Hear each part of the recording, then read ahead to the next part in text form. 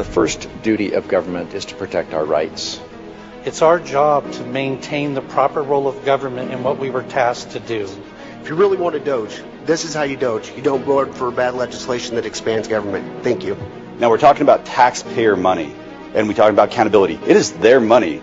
This isn't a government program we're actually spending on. We're actually giving it back to the people of Idaho. There's other options for making our ballots more secure, such as using watermarks or putting holograms on the ballots.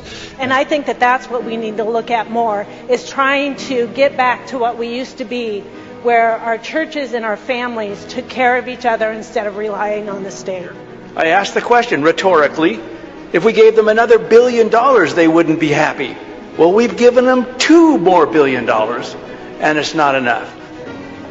We need to start making Idaho first. We need to start making America first. Other states like Texas and Florida have enacted similar laws to address illegal immigration, both locally and in their communities. And Idaho has the right to protect itself when the federal government has failed to do that. COVID presented us with quite the enigma. We didn't really know what it was or what to do, but that is no excuse to violate the rights of the citizens of the state of Idaho. Say vote no on this and let the teachers teach and quit bringing in coaches to teach the teachers to teach, and let's get education going again in Idaho. I don't know what's coming after this current administration for the feds, and we need this law because our federal laws on immigration have failed.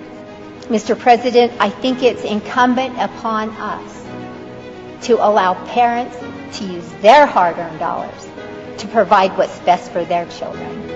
If I was looking at a business and I was looking at these figures, there would be heads rolling because this is unsustainable. My concern is that the resilience of Idahoans who believe in self-reliance and self-responsibility will be eroded. We need to be protecting our First Amendment rights, not inventing ways to slowly chip away at them. The First Amendment and our freedom of religion, freedom of speech are our first liberties. They are so important. We don't have the rest without them. Yeah, watch it.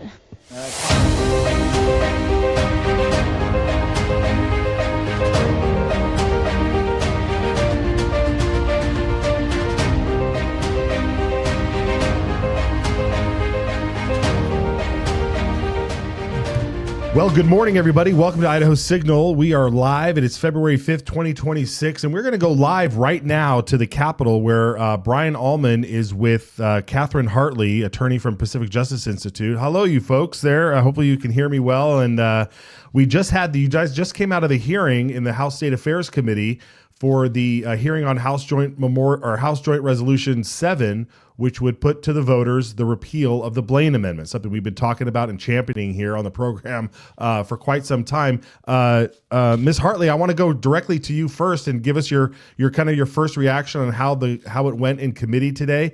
It was an 8-6 vote in support, so it was a lot narrower than we had hoped. What's your reaction?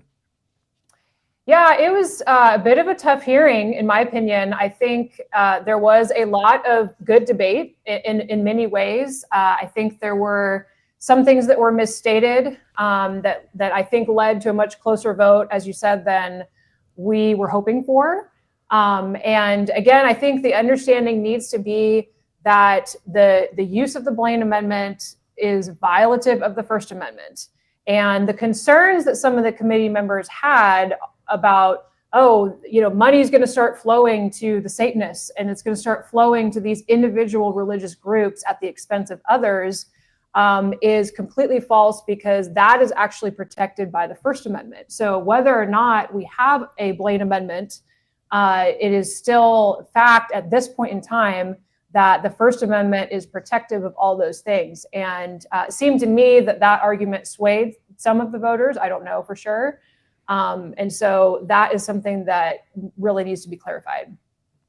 Yeah, very good point. There was also a lot of seemingly concern over the fact that, especially from some of the testifiers, that this would also just, break down the walls of separation of church and state, and that like you just mentioned, we're just going to be funding, religious institutions all across the board here. Again, we saw your testimony. What do you say to that? Yeah, this does not automatically fund anything at all, actually. And so as Representative Price eventually was able to say, it would require completely separate legislation to decide to fund anything at this point. And so it does not lead to an automatic flow of money. It does not change anything about public school funding. And there would have to be subsequent legislation, again, voted on by all of our elected officials to go ahead and decide to fund certain things or not. And Right. so this is simply to ensure that going forward, if our legislature does decide to allow for any kind of benefit, that religious people are not going to be discriminated against in the receiving of those potential benefits. That's all this does. Yeah. Brian, you were in the room as well. You testified also. What did you think of some of the arguments that were coming from the opposition in here as well? I think a lot of the arguments were beyond the scope of the bill. As Representative Price kept saying, this is just to give the people of Idaho a chance to remove this section of the Constitution, which the Supreme Court has already said is not constitutional. It's a relic of, a specific time and place in which people wanted, at the time, wanted to keep Catholics and here in Idaho, people from the LDS Church from accessing the same systems that the dominant majority did. A lot of them were worried about discrimination in public schools. That was some of the testimony, which that's already not something that should be happening. A lot of the questions are, what if the Satanic Church, or what if a Muslim madrasa was able to access these? And Kate was here, Lewis, whispering in my ear that those things are already protected under the First Amendment already. These are settled questions that they're bringing up in order to try and cast aspersions on this this resolution. Yeah, Kate. Final question for you, because I know you got to run. There was a moment near the end there during the committee's discussion where the Democrat Monica Church started talking about, like, almost saying, and I'm paraphrasing here, we better tread lightly here, because if we're going to go back in time and look at the old arguments that were used to create some of our laws that we cherish today, such as the Second Amendment, that this may open the door to taking some of that stuff down, which made me believe, well, does she want to open that door and take on the Second Amendment? But as a whole, what did you hear that argument? What was your take on that? Yeah, I mean, the problem with that is that the Second Amendment is, again, protected by the U.S. Constitution. The state of Idaho's Constitution can't be in conflict with the U.S. Constitution, and it actually is right now with the Blaine Amendment. And the same is not true the other way around necessarily. So the state of Idaho can't say, oh, we are deciding as the state of Idaho that we no longer recognize the Second Amendment. You can't do that. So it's you have to look at the U.S. Constitution first, and everything flows from that. And so in this case, with the Blaine Amendment, it is in direct conflict with First Amendment jurisprudence, as we've talked about many times. Time and time again, the U.S. Supreme Court has had to say that. And so that is the problem that we are trying to address here. And that is completely different than dealing with the Second Amendment. Right. Well, very good. Well, we got a lot of work ahead of us to try and help convince the folks on the floor to vote for this and move this along. So, Brian, we're going to have you stick around, but Catherine, thank you so much for joining us. Safe travels back home, and we'll catch up with you on the other side. Thanks for having me, Matt. Appreciate it. Yeah, thank you for all your work. Okay, we'll get back to them in just a few moments here. I'm going to call an audible with the guys in the studio here. Let's play a little bit of Pastor Danny Steinmeier, the pastor of the church that was directly affected by the state interpreting the Blaine Amendment and harming his church. He was there to testify today. Let's listen to a little bit of that, and then I believe we have him live as well. But let's hear a little bit of what he said today. Good morning, committee. Good morning, Madam Chairman, and thank you for this opportunity. My name is Pastor Danny Steinmeier. My church has been spoken about a little bit here. We are the church that actually won our case in federal court on the Blaine Amendment issue. So our church was discriminated against because we are a religious organization. We were a rent-paying customer at an Idaho charter school. The charter school looked for public bond funding to expand their facilities, and as a rent-paying customer, we were then told that we had to vacate the facility and no longer be able to rent. And we had a wonderful relationship with the school. They actually welcomed us and said, "We're so glad that you're here and renting this facility. Churches are the backbone of our society." And what was interesting, though, is that there was a secular group that was also renting that same school, and they were allowed to stay. So they were allowed to continue to rent while the school obtained the bond funding. But because we were a religious organization, the Blaine Amendment, in that as Ms. Hartley identified, because of the confusion and the interpretation of lawyers to figure out how to do this, the state organization decided that we must be discriminated against and we could no longer rent from that facility. We then brought our case, of course, let's bring in the pastor back here with Brian as well. Thank you guys for joining us. If we have them. Yeah, here they come. Pastor, thank you for your testimony today. Really, really great. Oh, did we lose them? Okay, we lost them. We jumped in too hard. Well, should we listen to the rest of Pastor's testimony? Let's listen to the rest of it. Interesting, perhaps ironic, that the preamble to the Idaho Constitution acknowledges Almighty God. We will take tax money from people in the state who acknowledge Almighty God, but heaven forbid that people who acknowledge Almighty God should benefit from the taxes that are taken from them from a state that says Almighty God is the one who we thank and is fundamental to the establishment of the state of Idaho. And so thank you very much for your time, and I stand for any questions. Excellent. Yeah, excellent there. We'll get those guys back up here in a minute. But anyway, so that was the pastor from the church that was mentioned earlier in the testimony series. Chris Cargill, who we've had on the program from the Mountain State Policy Center, also had some good defense of this resolution. Let's listen to a little bit of that. Thank you very much. I'm Chris Cargill, president of Mountain States Policy Center. Appreciate this invitation to testify. I appreciate Representative Price's bill this morning. At Mountain States Policy Center, we believe the state constitution should reflect a series of values and principles, and discrimination should not be one of them. Article 9, Section 5 of the state constitution singles out religious institutions and religious schools for unequal treatment. Over the last several years, the U.S. Supreme Court has repeatedly ruled that states may not exclude people or organizations from programs simply because they are religious. There are three cases that are instructive here: Trinity Lutheran versus Comer, Espinoza versus Montana Department of Revenue, and Carson v. Macon. To answer some of the questions that were brought up earlier, you are already in violation of those Supreme Court rulings. The only question is whether you're going to continue to allow this particular language to exist in the state constitution. Because of the launch program and other programs in the state, you were already doing what the Supreme Court says is permissible and what the Blaine Amendment in our state constitution says you cannot do. So I just wanted to make that clear. The research shows us the history of the Blaine Amendment. It is not a pretty picture, as has been mentioned. It is not a legacy that Idaho should preserve. Whatever else people believe, a state constitution should not permit language written by a majority to keep a minority out.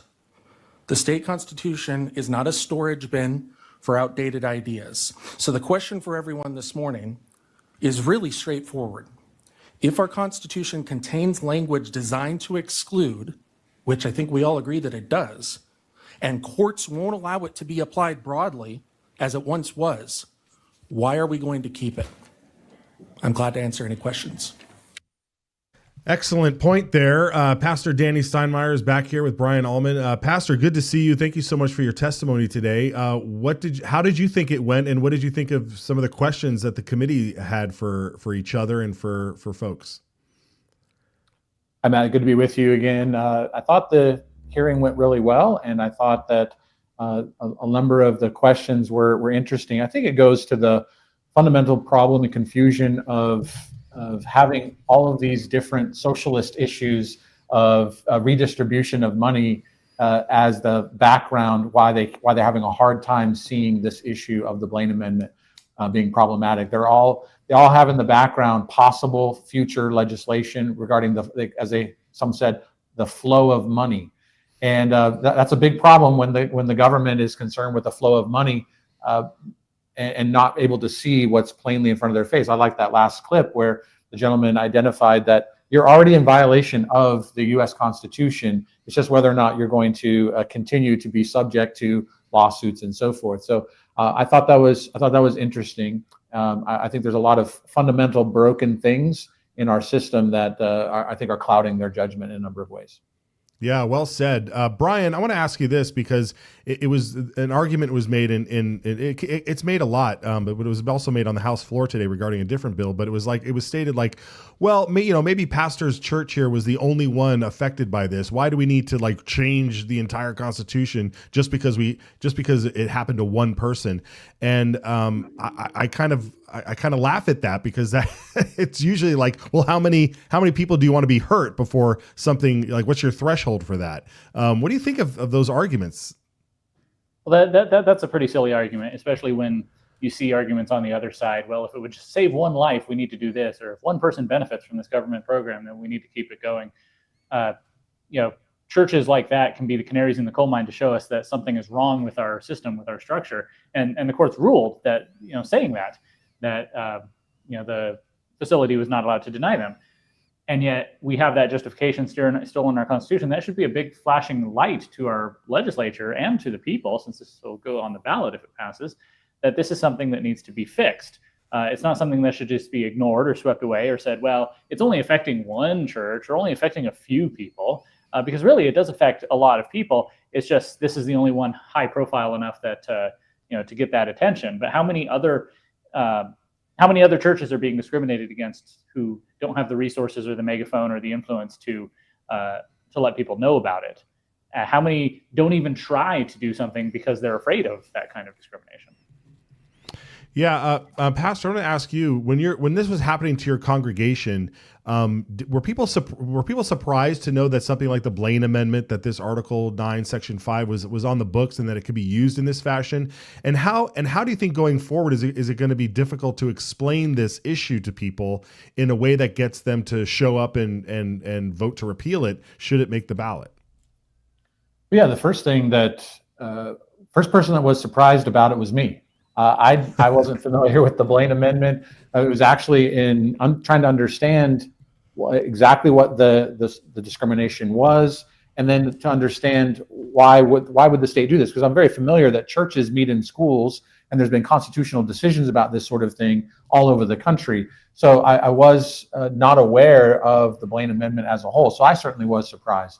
I do think that in trying to convince people to vote for such a thing, I think it's going to be challenging because, again, of the other cloudy issues regarding the flow of money, regarding of perceived benefits. And obviously ours is not about the flow of money. We're not looking for a handout. We're not looking to receive funding. We're not looking for the state to build our church. We don't have a church building. We're not looking for funding. So there is going to have to be a fundamental sense of what is right. And one of the things that I forgot to say, but I was trying to make the argument for in my testimony, was to recognize that when in the preamble of the Idaho Constitution, it acknowledges Almighty God. I think we just need to get the sense of we either need to repeal the Blaine Amendment or repeal the preamble, because it's just contradictory law, and it's contradictory. So if we are people who are going to acknowledge Almighty God, then which we ought to be, we must be, then the Blaine Amendment ought not to stand. And so we just need to be able to communicate these types of ideas to the populace. Yeah. And I don't think we're going to get any help from the mainstream press, which is why we're pushing this so hard. I heard that Sarah Cutler from the Idaho Statesman was in the hearing room today. Did she go around and gather statements from either of you, Pastor, or Miss or Elaine Price or Kate Hartley? Did you guys witness any of that? No. No, I did not see any members of the press who stuck around to ask questions or do interviews like they sometimes do. So we'll see how the story gets framed on the pages of the Statesman this week. Yeah. And Pastor, even with your case going to federal court, were you ever contacted by members of quote, the mainstream press or anything like that? I'm not sure how mainstream it was, but I was contacted by someone on the education arm of some, I'm trying to remember the organization or the publication. Idaho Education News, I believe is what it was. Okay, sure. I'm not super familiar with it, but yes, I actually did have a phone interview regarding our case. And again, it all has to do with the fear about public schools funding and what education bills are related to potentially going to be able to be easier to be passed or deemed constitutional due to the Blaine Amendment issue. Yeah, it's really remarkable how they just jump 500 steps ahead in a direction that may not even happen or probably can't even happen because of the First Amendment and the Establishment Clause. That being said, though, we've seen a lot of folks. That's why this education portion of it is so important because we did the documentary with you. We released it about a month or so ago, and it has tons and tons of views across the state, and we thank you for participating in that. But even reading the comments that come in from people who watch it and say, if this church should just go find its own money to build a church, this pastor should go find his own money to build a church. And you're like, did you guys even watch the documentary? It had nothing to do with you benefiting financially at all. In fact, you were paying rent on this on this facility to be there. So there's a lot of education that needs to be done out there. And so my final question to you is, your congregation, are they fired up to try and help this cause? And do you see this sort of, and if so, do you see that same passion being able to be sent across the state in other churches? Because I think we definitely need the churches involved. Yeah, I think our church, especially being affected as we were, is interested. We're a very biblical worldview minded church that is engaged in our culture and engaged in politics. We have a state senator, of course. We've got other precinct committeemen and people wanting to get involved in politics. So we're a very engaged congregation. I think around the state, when it comes to churches, look, we do have trouble because the churches are even challenged to get involved in the issue of equal protection on the matter of abortion. I think it is going to be a challenge for other churches to appreciate it. Now, when I speak to other pastors, though, I had a pastor's lunch yesterday, and we discussed it. And they asked about our case and provided them some information. They were certainly concerned about it because there's many churches, newer churches getting started that are renting, and these things can affect them. And so I think there's some opportunity, but a lot of churches, sort of do the separation of church and state voluntarily by not wanting to be involved in things that are political. And so those conversations, I think, are challenging to be had, but they need to be had, and we need to get Christians to understand what's going on and be involved and engaged. Yeah, well, very good, and we'll clip that out and send this section here to a lot of churches. Make sure they see this. Brian, finally to you.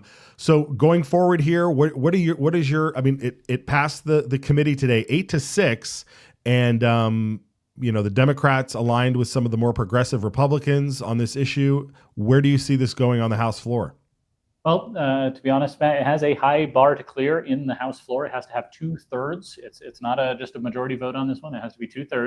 And we saw last year how a proposed amendment to change the Constitution regarding who's responsible for your children's education, parents or the state, that fell one vote short of the 2/3 threshold. So this is going to be a tough debate.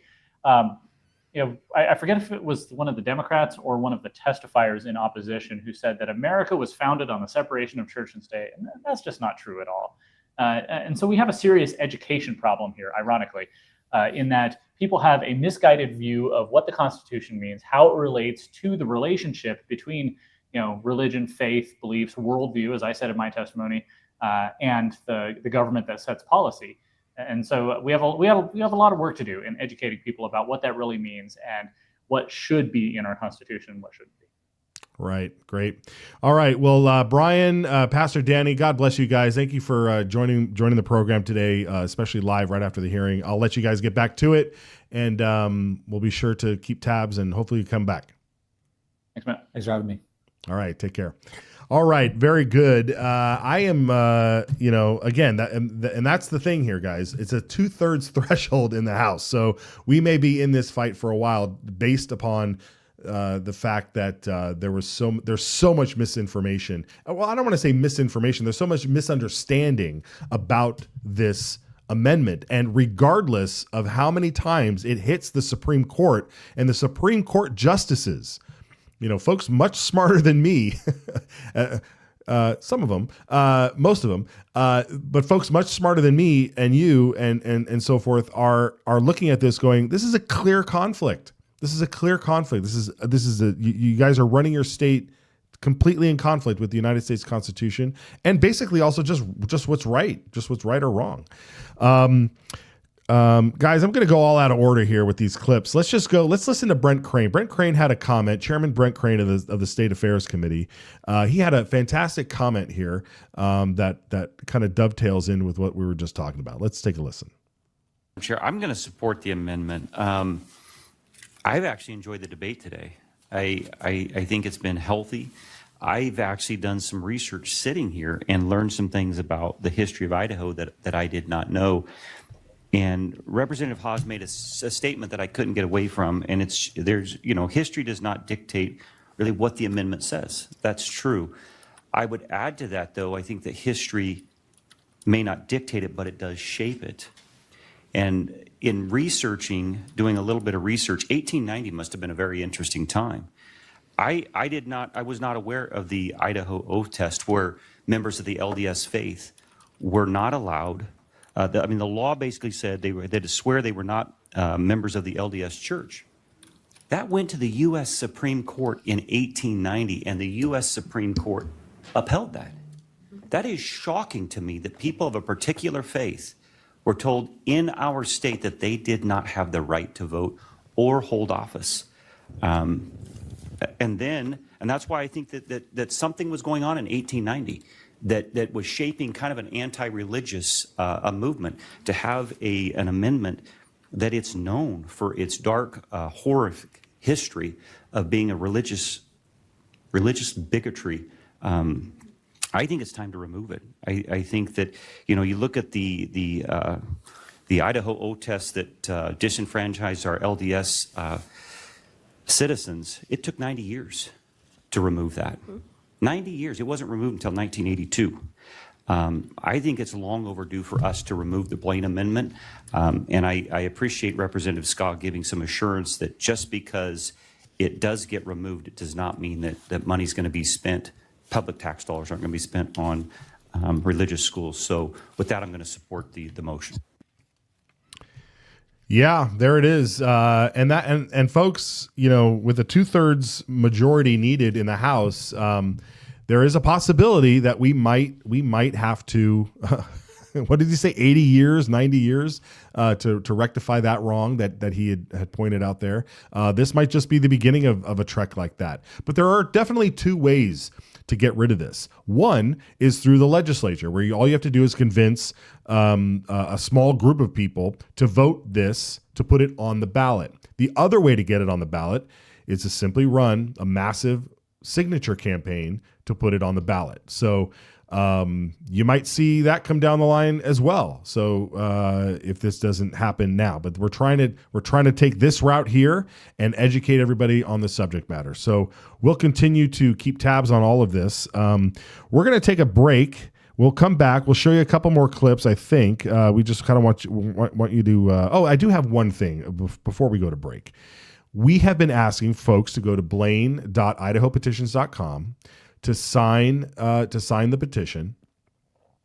We also are running a petition on Facebook. So if you're on Facebook, you'll probably see something comes up that says sign here. So we've been gathering hundreds of signatures so far on this. And it's a slow roll because we know that the education aspect of this is very important, because right off the bat, it's just easy for people to say, oh, if you get rid of this, then we're going to fund private schools, and that could turn into funding Muslim schools. It could turn into funding satanic schools and all sorts of different things, which of course we've already gone through that just simply can't happen.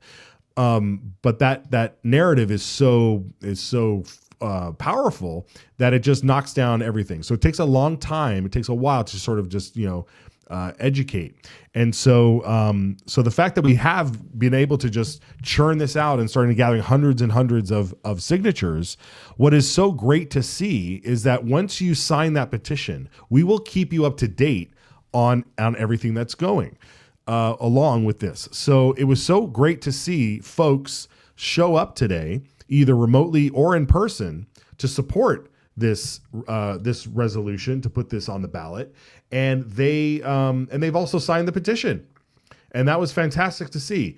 That is what this audience is all about. So I thank all of you out there who have written letters, who have made phone calls, who've done all sorts of activities just because you're watching this show and staying informed, or maybe somebody sent you a clip or somebody sent you the petition, and you're staying engaged. And we need more of that. We just talked with Pastor Danny Steinmeier of that church, and their church is fired up, and we need to get other churches fired up on this issue too, because we have to end this discrimination. It's completely, it's not American. It's un-American. It's un-American for the government to say, hey, and I went through a while ago where they were giving, there was a government program to help playgrounds, school playgrounds.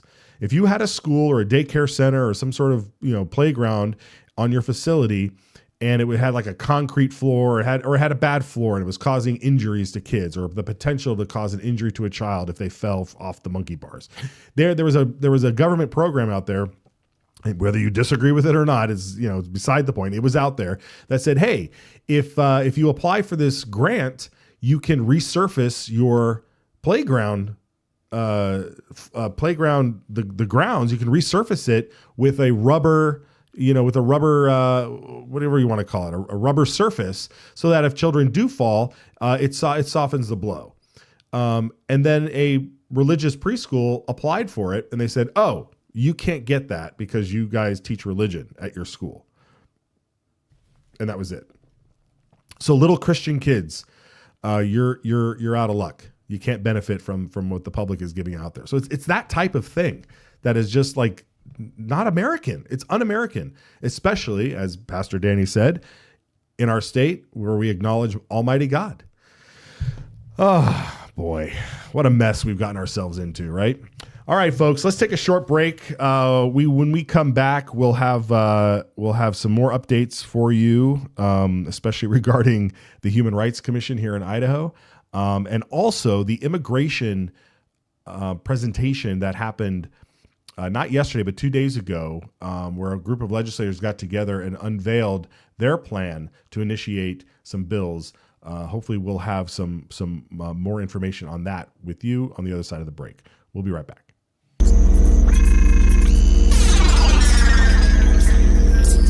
Coming from within the system, which the process in the system is broken. Idaho is the dirt under your fingernails after an honest day's work.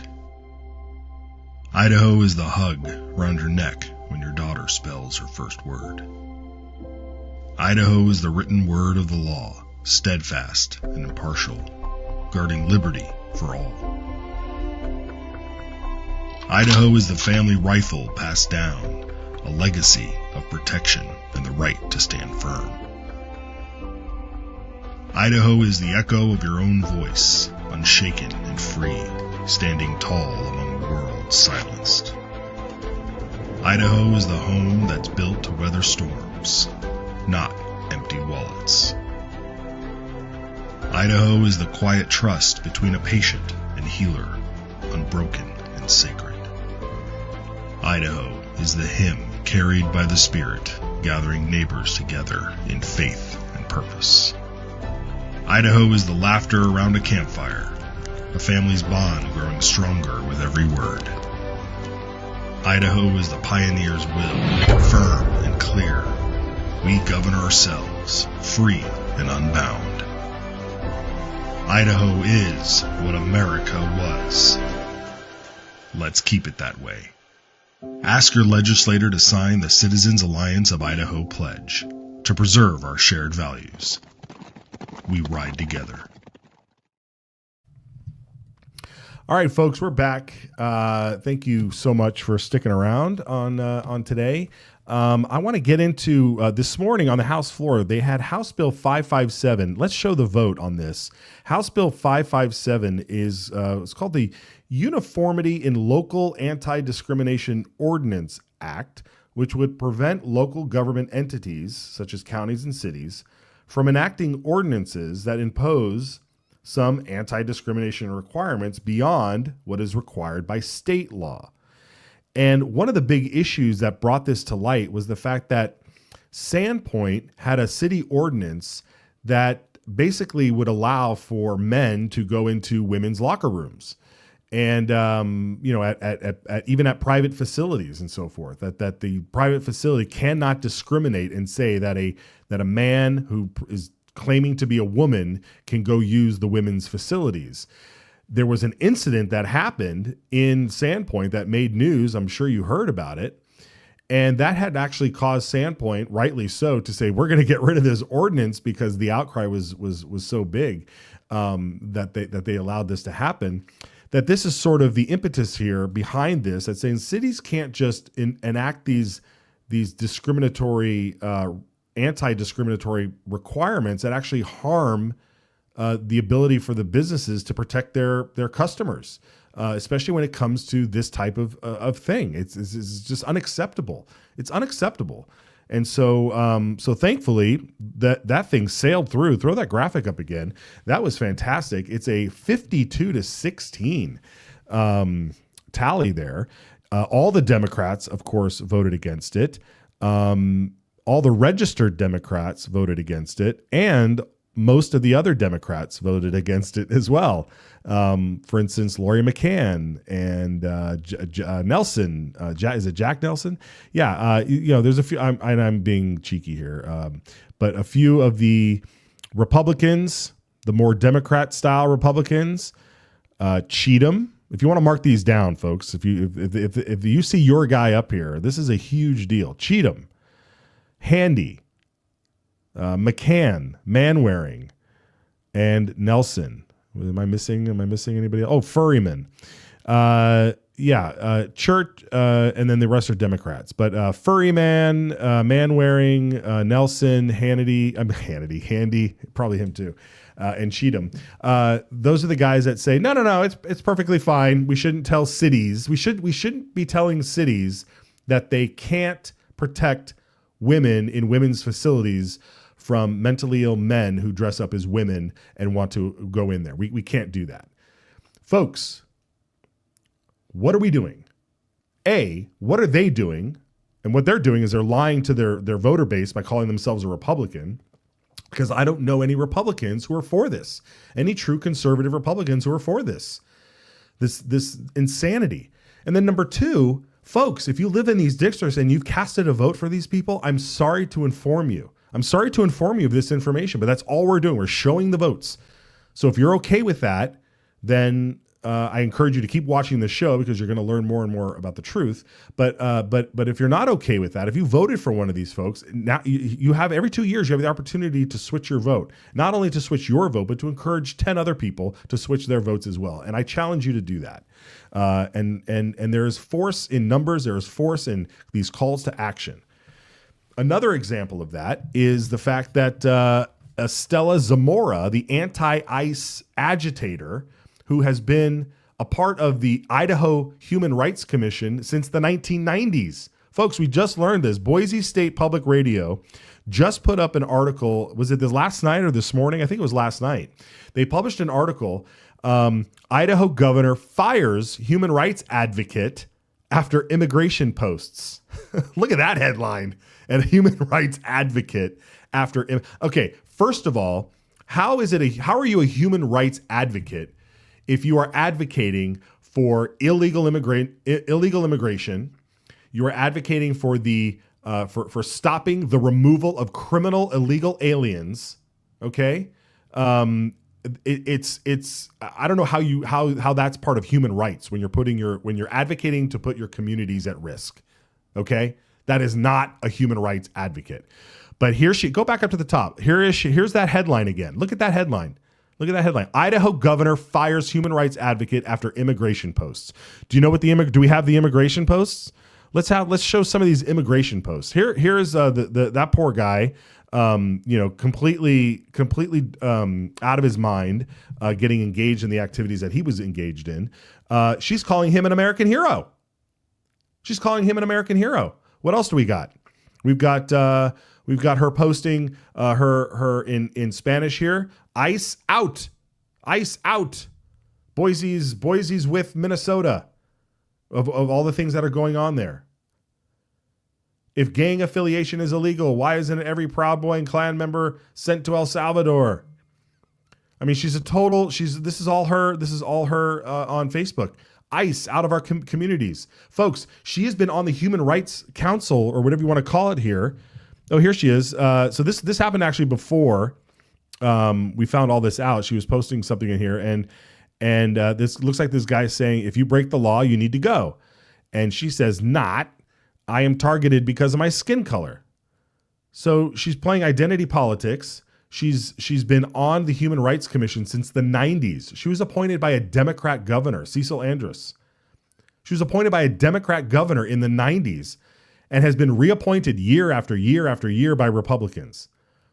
And it wasn't until she started flying her colors. She probably has been flying her colors for a long time. She's a Democrat. We have a sitting legislator who's known her for a long time saying she's a Democrat. Everybody knows that she's a Democrat, and she's been controversial in this stuff. But she's been appointed over and over, reappointed over and over again. And it wasn't until this program and folks out there and Brian Allman exposing her behavior. And then you guys activated. And you said when her reconfirmation was up, was like, whoa, this is unacceptable. She can't be on here. And then rightly so. Within a few days, we got word that she's out. And then yesterday, we showed you the letter from the governor saying that she was gone. So, folks, you don't hear any of this in the mainstream press. You don't hear anything about the Blaine Amendment in the mainstream press. What was her name? Sarah Cutler? Is that her name? Sarah Cutler from The Statesman was in the room today for the Blaine Amendment. Where is she? She didn't go up to the pastor who won a federal case against the Blaine Amendment to get a statement from him. She didn't want to go talk to the attorney who's been fighting these and get a statement from her. We'll see. We'll see in her report if she got a statement from Representative Hawes or Representative Church, the two Democrats on the committee. We'll see if she got a statement from them. Perhaps. I don't know. We're awaiting your report on that, Sarah, on the Blaine Amendment. There's the letter from the governor saying she's going. She's gone.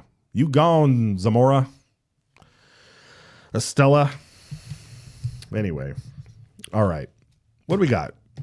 We had some other clips. Should we go back to the Blaine Amendment? You guys want to see that? Just to put a last point on it. Representative Elaine Price closed out the committee with her remarks. Let's watch that.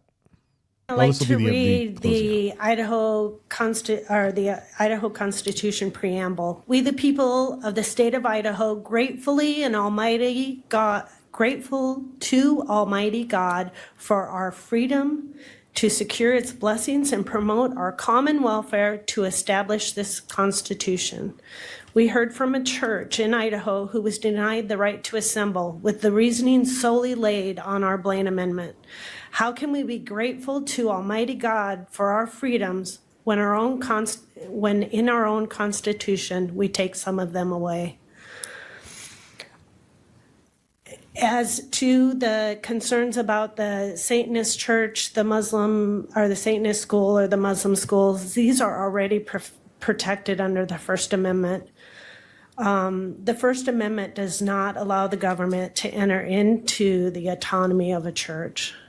So with that, I ask that you send HJR 7 to the floor with a due pass recommendation. Thank you so much. Yes, thank you, Representative Lane Price, District 4, Coeur d'Alene. Send her a message. Go to her Facebook page or go to the website and give her a message. Say thank you for your valiant try here, your valiant efforts on this one. Very good, folks. We played some voicemails yesterday. They were quite entertaining and very informative. And I encourage you to go back to yesterday's episode and listen to those voicemails. But if you want to leave a voicemail, we will play it on the air. 208-402-4915. I've been reading through some of the comments, and I encourage those who wrote comments to leave a message for us. 208-402-4915. Leave your name, leave your town. Let us know where you're calling from, and share your thoughts on what you've seen here today, what you've seen across the state, what you think is important, what's not being discussed, what's being discussed too much. Remember, we are all about the signal. We want to cut through the noise and get right to the heart of the matter and really make sure that we're on point in order to protect the state and keep our shared values intact. So 208-402-4915 is the number for you to leave us a message. All right, we have, did you guys find the, it was Idaho Reports streamed live, the legislator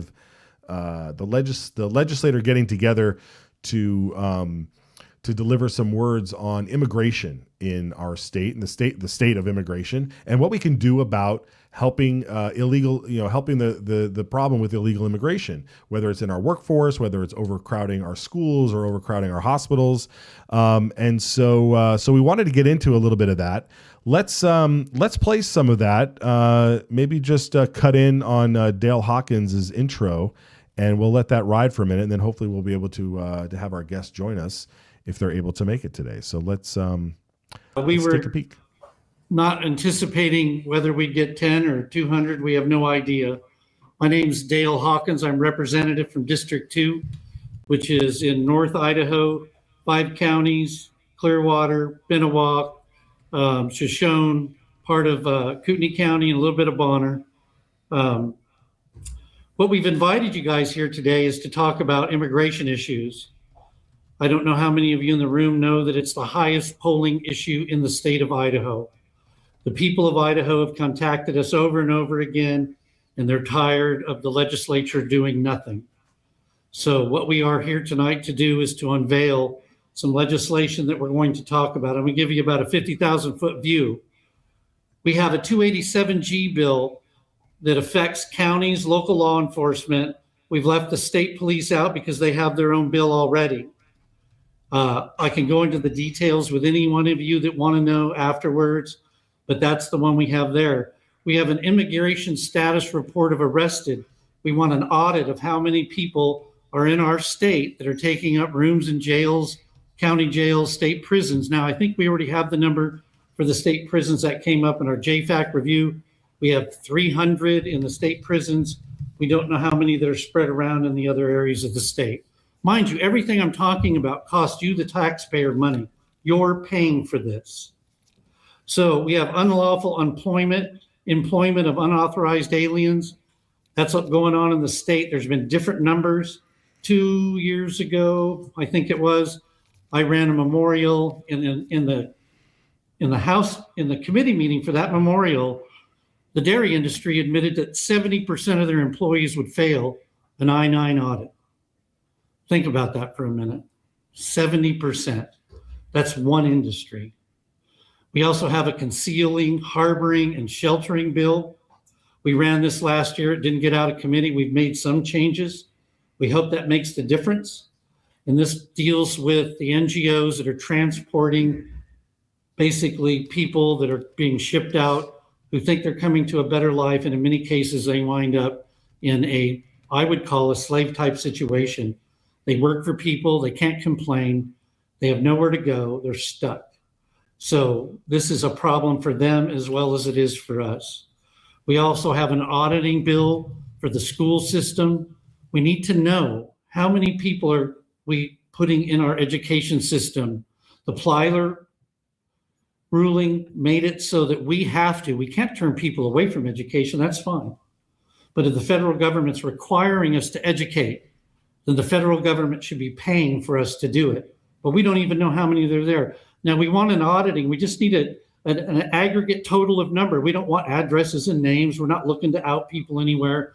And we know that they know the information because if any school in this state K through 12 is enrolling children with no identification in the midst of 300. Very good. This entire thing you can find on YouTube. Many people streamed it, but that was a good coverage there by Idaho Reports.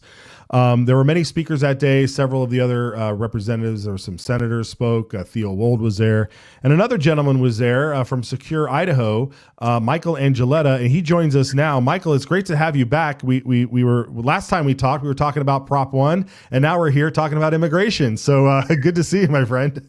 Let's hope we have the same happy outcome as last year. Amen to that. Amen to that. So yeah, give me a brief rundown. You unveiled a website, which I thought was fantastic, and we have the link here that we'll share with folks. But kind of walk us through what you hope to achieve with your participation in seeing these bills through.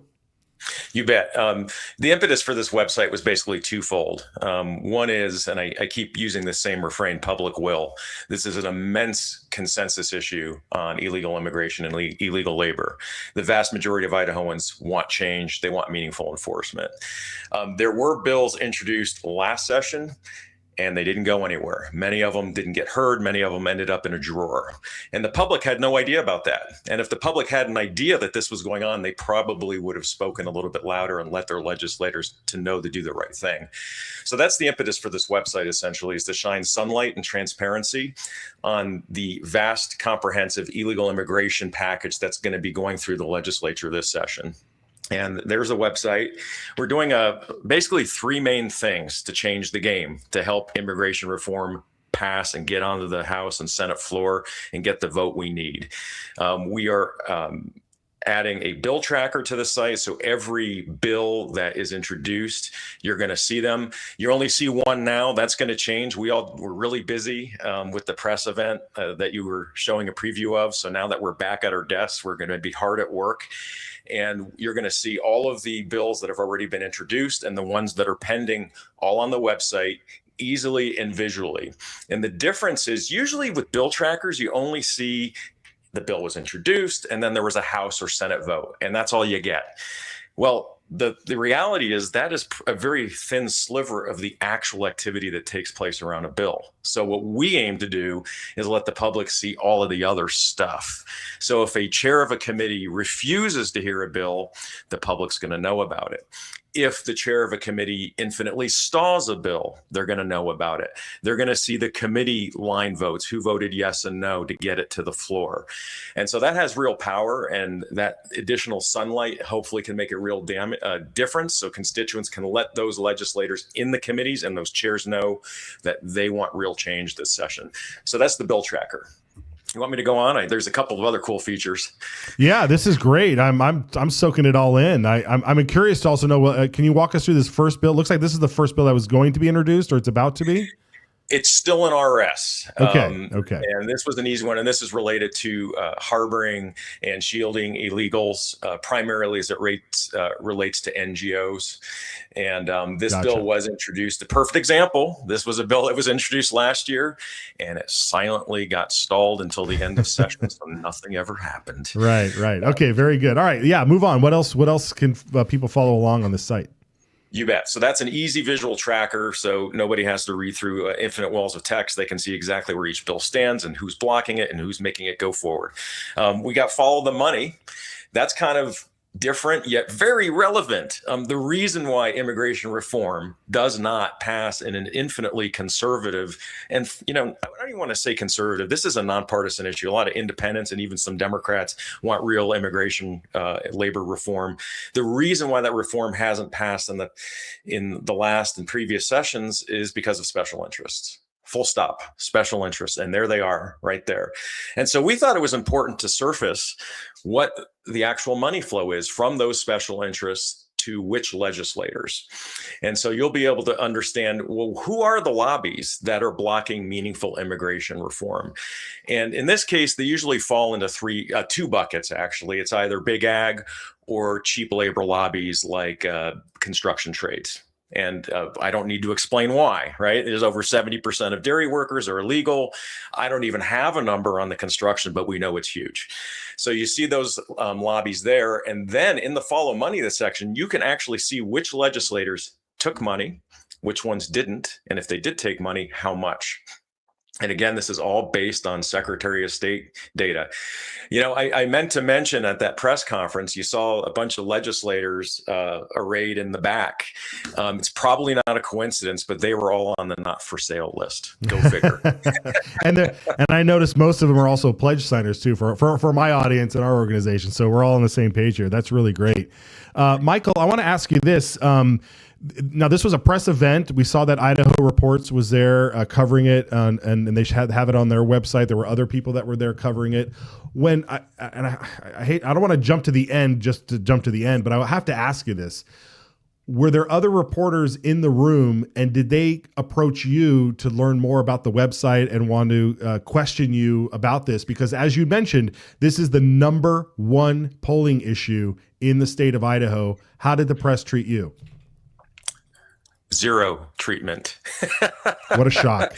I'm actually glad you asked that. I've had these conversations with other folks, and it was actually very similar to Prop 1. As you remember, Secure Idaho, we were just a ragtag group of volunteers, and we weren't doing it for money or any other special interest other than to protect our electoral system. And that didn't fit a narrative. And the narrative for the press was this is the radical right Republicans trying to stop meaningful electoral system reform. So to talk to us would sort of dilute that narrative. And I think we're going to have something very similar here as well. So they'll probably ignore us. Needless to say, they've gotten our press releases. They know we're here, but they're dutifully ignoring us. Yeah, not a surprise. Not a surprise. Okay, so how can people get involved with you? What do we need them to do? We've got just a couple minutes here to wrap it up, but I want to make sure people leave this conversation here with something that they can do. You bet. And that's the whole purpose of this website is they can not only see, but do. So the idea is bookmark that website, idahoimmigrationwatch.org, follow the legislation, and we're going to link to the individual legislators and committee members that you can express your opinion to on, hey, we need this particular bill to go through. And we have social feeds, so Secure Idaho on X and on Facebook, and we're going to be creating a lot of shareable content, and please share it. We've already had the money tracker has gone viral because people care a lot about politicians that are for sale. We want that kind of viral content to go to all of the different Facebook and X forums so that the legislators are going to see that the public is paying attention and they want to change this time. Excellent. Very good. All right. So again, idahoimmigrationwatch.org. Michael, thank you so much for joining us. We'll have you back. We want to check in on these bills and get the inside scoop from you as well. So thanks for joining us. Thank you. Appreciate it. All right. Take care. All right, folks, that is great news. Excellent news there on this. And I think it just goes to show once again the power that the people can have in order to break through and really get the word out. Look, the press isn't going to cover this stuff. They're not going to cover the things that you and I care about. It's just not going to happen. We've proven it today. There were two issues. You had the Blaine Amendment, which people seem to be very passionate about one way or another. You had reporters in the room. You had an actual litigant and their attorney who won a federal case. And she walked out of the room and hasn't contacted the pastor. The pastor had one interview from a semi-mainstream news source in Idaho, Idaho Ed News. Fascinating. Absolutely fascinating, right? It shouldn't surprise you. And then here once again, this grassroots group unveils this website and all of this information, and they don't get a quote. They don't get any coverage. It's the number one polling issue is illegal immigration. It's the number one polling. It's literally the top of every headline across the country, whether it's rounding people up that are criminals, whether it's the overcrowding of schools and hospitals, housing prices, whether it's renting or buying.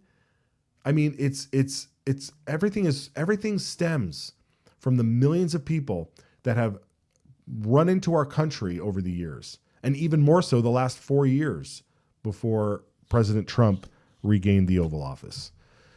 So we have to do the work. And again, I've said this before, it's not that hard. It's not that hard. We're on the show. We're on here an hour a day, 1 hour a day to give you all this stuff so you can disseminate. And so I thank all of you for doing that. Our YouTube subscribers and the shares and Rumble and Telegram, you guys are awesome. So keep it up. You are the signal callers out there. You are the quarterbacks throwing and the receiver. I don't know. I'm going to come up with some sort of analogy. Who knows what it's going to be.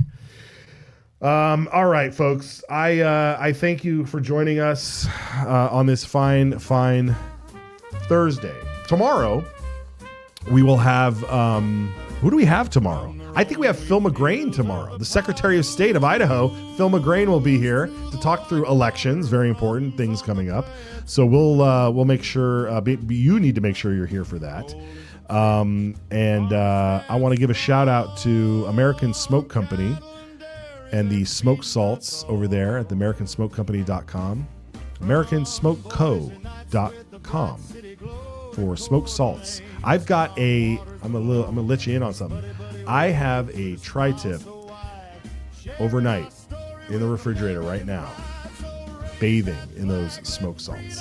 I will let you know how it turns out tomorrow. You never know. Also, we're live, semi-live. I guess you could hear the show on a live loop over and over again. IdahoSignal.live is where you can find that if you're low on data. Just go over there. Be sure to follow us. Click the alert button on YouTube. We're almost at 6,000 subscribers over there. It's fantastic, guys. We started at 2,000 this year. Of course, leave us a number, 208. Leave us a message, 208-402-4915. I thank you so much. And folks, there was a billboard. One of our billboards was spotted in the wild today. It was spotted by the person on the billboard himself. Senator Brian Lenny spotted our billboard out there, thanking Representative Heather Scott and Senator Lenny for making free speech freer in Idaho, basically. So if you're out there in Boise and you spot one of our billboards, tweet it out and we'll show it on the show. We'll see you tomorrow, folks. Take care.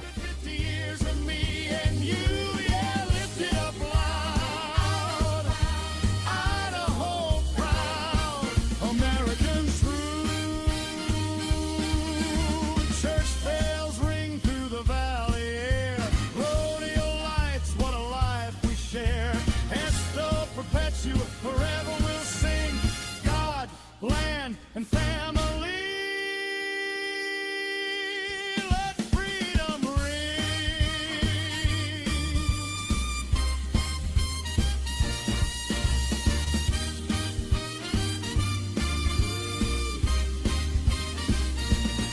So raise that flag, let freedom fly. Echo liberty from plains to mountains high. America's heart beats red, white, and blue. 250 years of me and you, yeah. Lift it up loud. Idaho proud, American true. Idaho proud. Red, white, blue. Red, white, blue.